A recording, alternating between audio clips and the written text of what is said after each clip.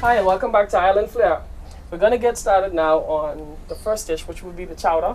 What we're going to do, we're going to put a little bit of oil in there. Okay. You could use any kind of oil, vegetable oil, whatever. But you want to get the pan really hot because when we start this, we want to get our conch caramelized and starting to cook rather quickly, that and the vegetables. Okay. So, let me tell you what to start with. You can start with the conch. Let's say you put about half of this in there. Alright. Now you wanna go ahead and start. You cooking today, you know, not me. I'm just gonna help you. That's good stuff right there. Now we got the conch ground up really small. That's so you could have some nice little pieces and then through it you don't want to have it too thick or too chunky unless that's the kind of texture you want in your chowder. What I did, I just put it inside a food processor for a couple seconds to get it nice and small and sweet. Okay. Right, keep on stirring it. Keep on? Mm-hmm. As that conch is cooking, you want to add some of your onions. Some onions, Take okay. out some of that. Take half. Take half? Don't be afraid. Okay. You got it. Yeah. Half of the carrots. You can get as much firepower under there as possible. Now, the onions, the celery, the carrots, these are the basic ingredients that would go into the chowder. It's like the building blocks. What I'm going to do too, I'm going to add a little bit of sweet pepper. The reason why I'm going to add the sweet pepper, it helps to give it a bit more body and a bit more flavor, but I'll tell you this much. If, when you making this chowder, if you're making like a large amount, you don't want to bother with the sweet pepper, because what it does, after it sits out a while, right, it begins to cause the chowder to get sour a bit quicker. Sour, that's like a Bahamian word. Yeah. That means it would no more sour vibes. I got you. Yeah, it spoils a bit easier. Okay. So I didn't know that. So you only use the sweet pepper when you're sure you're gonna be eating this like right after. Or right, if you're making a small amount. Okay. I sing a lot too while I cooking, you know. I mean, at work. Yeah. Yeah, man. I sing more than I cook. Tell you the truth. All right. So tell me something, Jamal. Well, why did you put the thyme in there just now? Well, I put the thyme. Well, I put the whole spring of thyme because the thyme helps it. Okay. It helps to give it a really good flavor. You see, and I put the whole bunch in so that if you don't, you know, whenever it gets the flavor that you want. Yeah. You could just take out the whole stick as opposed to being little pieces of stick inside it. So it's only in there for a period of cooking time, just to give the food flavor as it fries? You got it. All right, cool.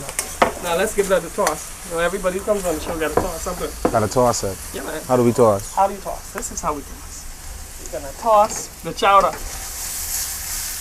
Ah. Ooh. Got that? Yeah, that's like a... Yeah, let me see you try. Let me see, it's like a certain skill right there. Get all this in the middle. Yeah. Try to keep it inside the pot. Ooh. See, swing it around like that. It's got to be good. Flip it. Okay, you man. I get it a little bit, I think. Yeah. Once we got that going for a couple of seconds, okay. We can add some of the butter. All right, now how much butter should we add? I would say 3/4 of that. 3/4? Okay, so let's just take that much and this. Now what the butter is going to do is going to help with some of the flavoring in the chowder as opposed to oil. Right. And we're going to use that with a little bit of flour to create what you would call a roux. That is what really is going to thicken the chowder. Some people like to add whitewash, that's like flour and water. Okay. They mix it and whisk it together and add it at the end of the chowder.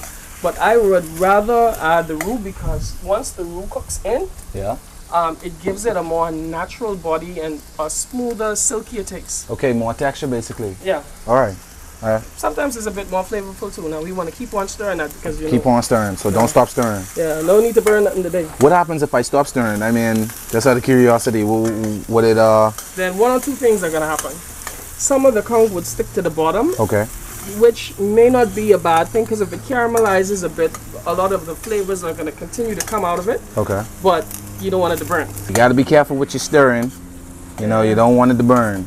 Yeah, I made a song like that, you know. Gotta be careful what you're stirring me. Because something. Jackie, yeah, we can work on that. Yep. Take out a little bit of flour. A little under half of that. Okay. Yeah, that's good. Take right from there.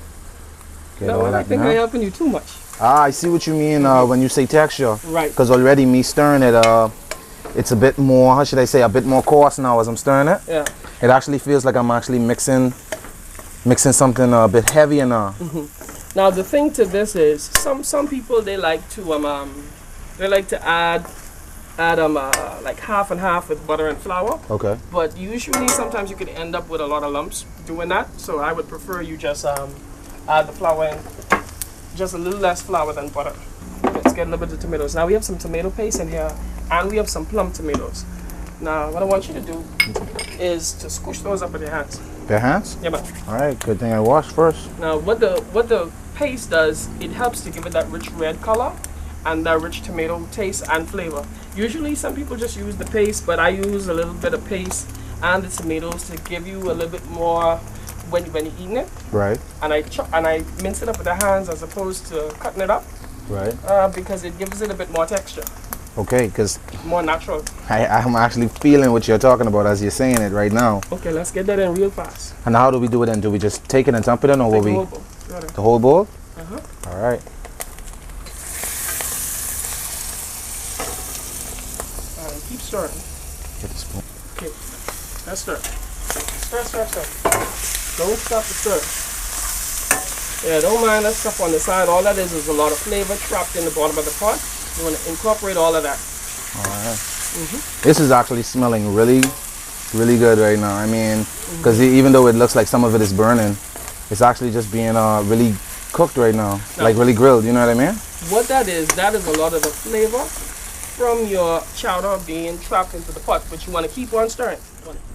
Okay, now what are we gonna do at this point? Okay. Since it's already starting to develop that brightish reddish color, that's kind of what you want. What's that? Yeah, this is some chicken stock. Oh. You could add water, like some people do, or you could add fish stock maybe. But I like to add the chicken stock because to me it gives it a bit more flavor. Yeah, I know about that. Because we got a lot of conch inside it, it wouldn't take nothing away from the dish itself. Okay. Okay, you can go. Pour a bit of this in and stir while I'm pouring? Okay. They call it spur. Spur? San Antonio on the white. Yeah, that's a new word of the day. The word of the day is spur. S-P-I-R. Should I put more or should I let this?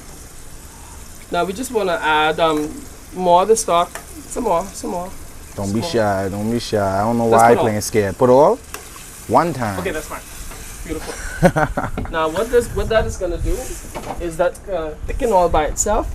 Just give that a last stir. And we put that on low heat. Okay. Now what we're going to do, we're just going to leave that alone and let it simmer by itself, and we're going to take a quick break. And when we get back, we'll be starting our cuckoo soup.